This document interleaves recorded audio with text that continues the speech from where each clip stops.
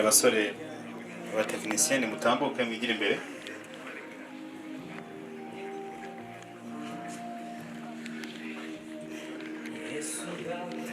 Hanyuma na media namwe mwigira inyuma gatoya, mwigira inyuma kugira ngo mutange inzira kuri bano basore kugira ngo bakore akazi kabo neza.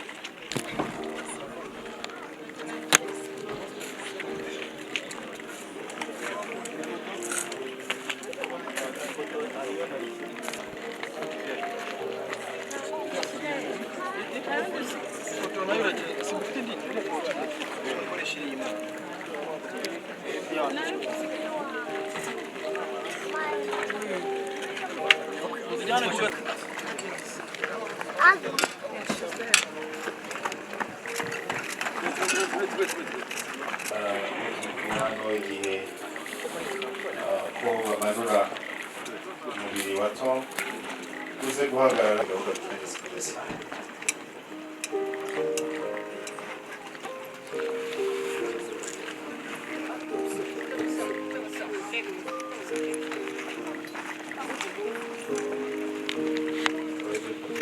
Fashe inyanya neza nibona ko bahurika ko nashanye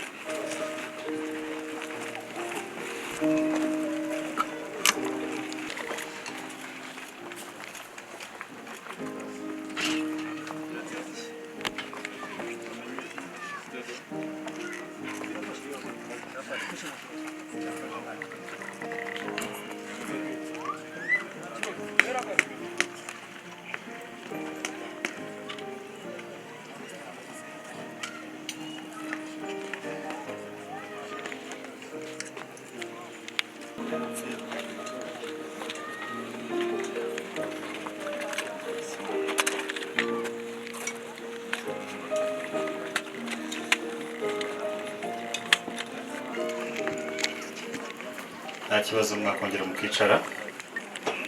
Abari muri protocole mudufashe kugira ngo indabo zijyeho neza dukomeze gahunda.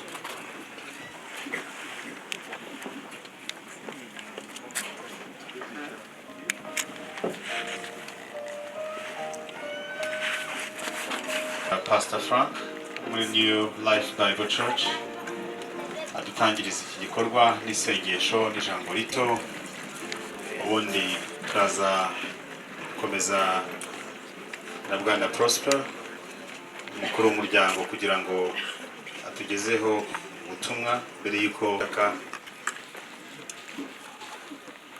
nk'uko n'ubundi isezerano rya Bibiliya rivuga, ari nako kandi dukomeza guselebratinga. Bigereranywa n'abirya mujya mukora mu ngendo. Niba ufite visa baraguteremo visa, tubisabye data dushima mu izina rya Yesu Kristo umwami n'umukiza wacu. Amen. Amen.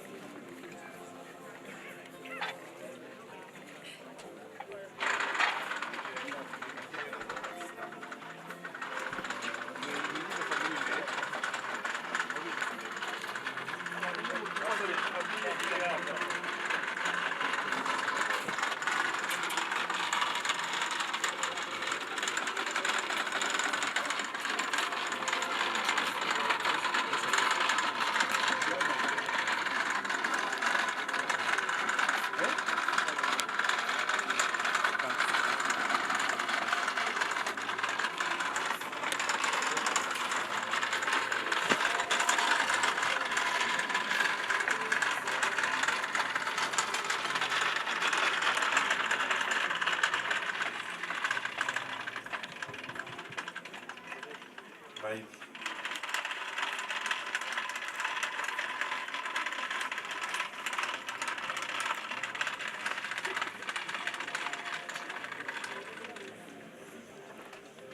Kubera ubuto bwa hano hantu hatari hanini ndagira ngo nsabe abantu bose bari muri famiye hafi atari ba bandi navuze mwigira ahagana epfo mwigire mu mwanya w'epfo hano hanyuma namwe turabaha umwanya ukanya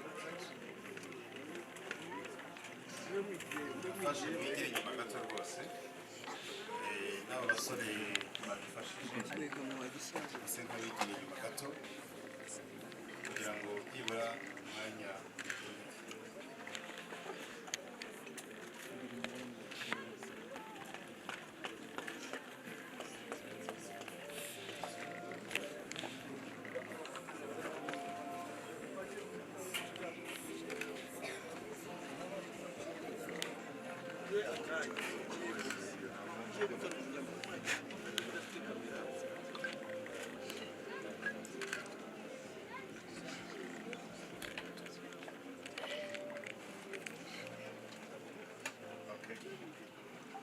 noneho tugiye ku mwanya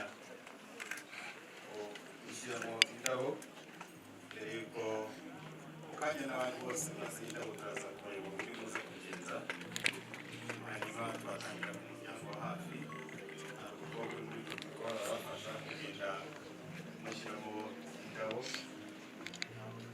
hanyuma dusubire mu byiciro kugira ngo bikaza neza tukareka abanyamakuru bagakora uruhande twabishyizeho abanyamakuru mureke bakora akazi kabo muraza kuba mubikurikirana niba utari umunyamakuru urakora iki aho ngaho abanyamakuru bararira hano baza batya hariya ni famiye hano ni abanyamakuru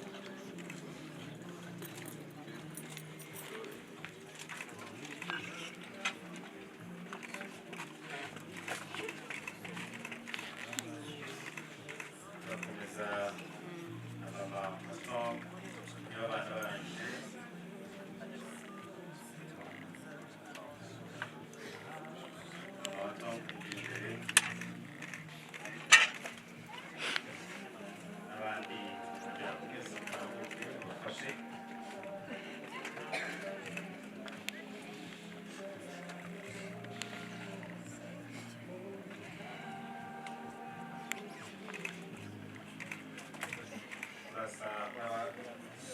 gatoya kugira ngo umwanya dufashe n'abandi basore bari hano baze kudufasha gukomeza indi mirimo isabwa hano kumva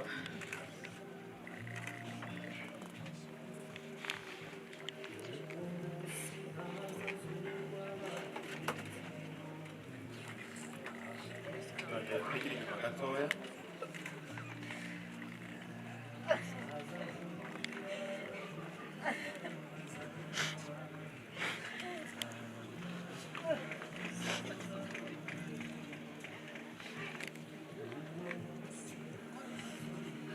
hano hari dusubira inyuma gatoya nagira ngo nsabe umuvandimwe inshuti ya Tom cyane pastor of South Africa sengere kuri Tom ya mumva ubundi dukomeze indi mirimo yose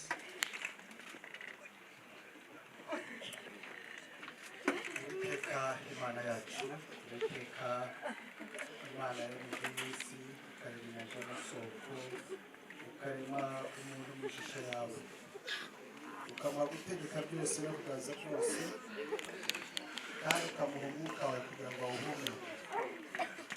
Uyu munsi turabahamya kuvuga ngo ibisarurwa byawe birasaruye kandi kugira isi y'imibabaro nk'uko tubonye guhirikwa abantu b'abanganzira barize batakibabara turazikuragiza tumaniye umubiri ziri bivaho uko ijambo ryawe rivuga ko umuntu apfuye umwuka asubiraho umuntu azasubira mu butaka.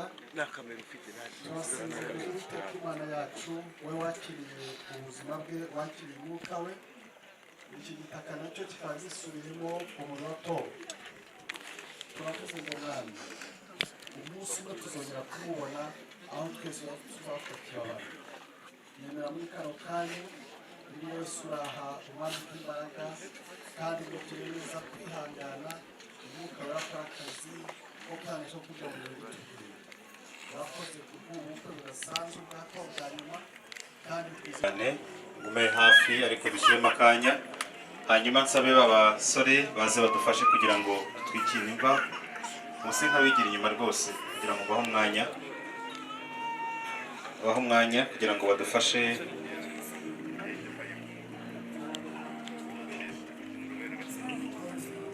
Abasore abatekinisiye mutambuke mwigire imbere.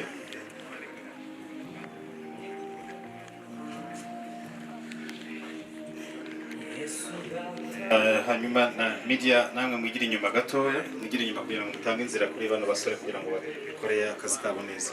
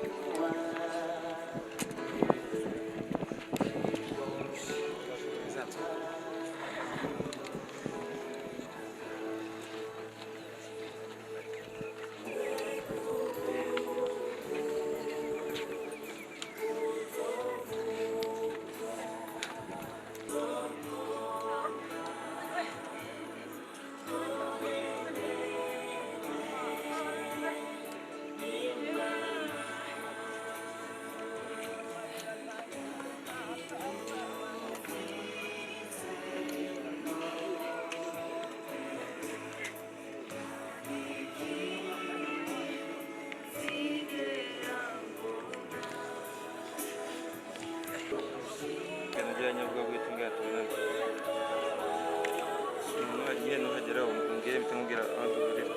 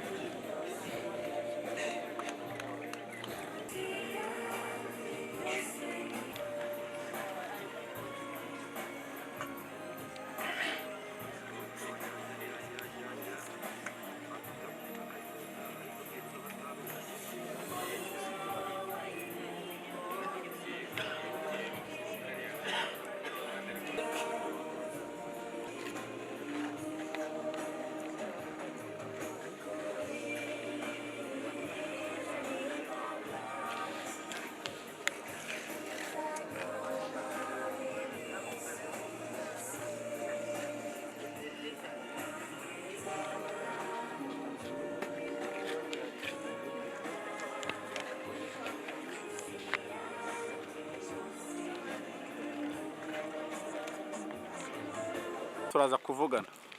Sawa ntacyo. Sawa. dore ngaha ndahageze nyine